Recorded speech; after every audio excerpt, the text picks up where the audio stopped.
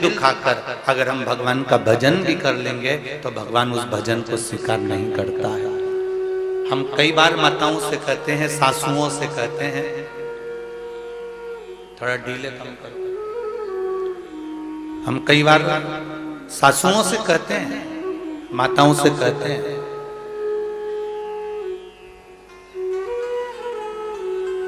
अब एकादशी का व्रत रखा,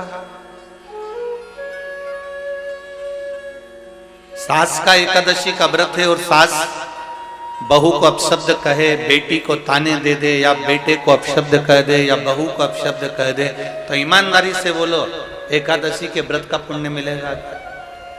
अच्छे से तो बोलो,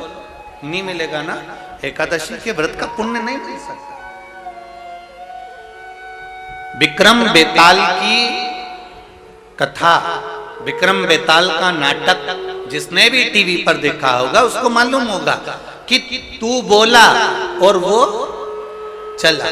शिव महापुराण भी यही कह रही है, जब हमारा व्रत रहता है, जब हमारी साधना रहती है, जब हम शिव जी के मंदिर में एक लोटा जल चढ़ाने के लिए जाते हैं, भगवान का गुणगान करने के लिए जाते हैं, पशुपति व्रत करने के लिए जाते हैं, भगवान का मंत्र जाप करने के लिए जाते हैं, भगवान की कथा को श्रवण करने के लिए जाते हैं, शिव महापुराण की कथा कहती है अगर हमने भगवान का भजन करा, पूजन करा, कीर्तन करा, शिव महापुराण की कथा श्रवण करी, या एक लोटा जल चढ़ाया, या हमने पशुपति व्रत करा, या सोमवार का व्रत करा, या एकादशी प्रदोष, कुछ भी हम कर रहे हैं और मालूम पड़े हमने किसी को अपशब्द कह दिया उसके दौरान, तो ये याद रखना कि उसका पुण्य हमारे खाते में नहीं मिलता, तुम्हारा पुण्य समाप्त हो जाता है। उस पुण्य की कोई परिभाषा नहीं।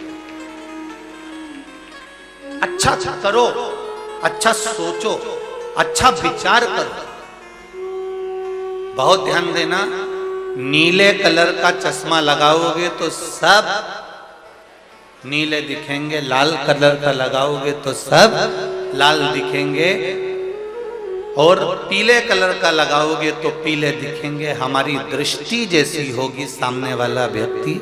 वैसा नजर आएगा। कपटी को कपटी नजर आता है, पापी को पापी नजर आता है, ईमानदार को ईमानदार नजर आता है, धर्मात्मा को धर्मात्मा नजर आता है, पुण्यात्मा को पुण्यात्मा नजर आता है, सत्कर्मी को सत्कर्मी नजर आता है, भजनावली को भजनावली नजर आता है, धार्मिक को धार्मिक नजर आता है, और जिसके भीतर पाप की वृत्ति बहुत भरी होती है उसे संपूर्ण विश्व में पाप ही नजर आता है, उसे कोई दूसरा दिखता है।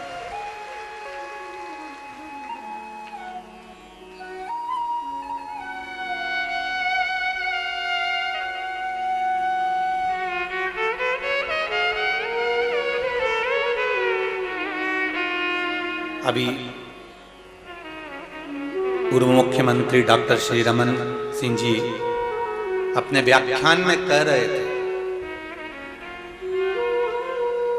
कि भगवत स्मरण, भगवान की भक्ति, धर्म,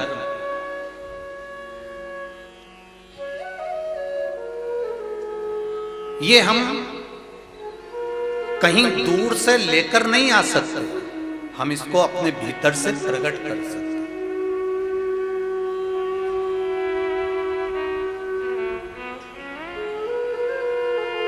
हम अपने भीतर से भगवान की अविरल भक्ति को प्राप्त कर सकते हैं।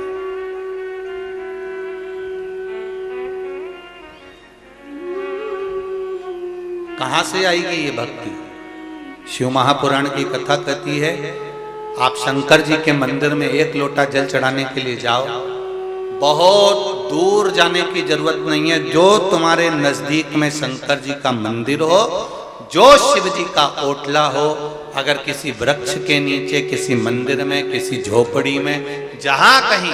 भगवान देवाधिदेव महादेव विराजमान हैं, वहां पर एक लोटा जल जब हम लेकर जाते हैं तो हृदय से हम शिव को केवल जल नहीं चढ़ाते, हम केवल शंकर भगवान को जल समर्पित नहीं करते। शिव महापुराण की कथा कहती है, हमने जो पूर्व में कर्म करा है और उस कर्म का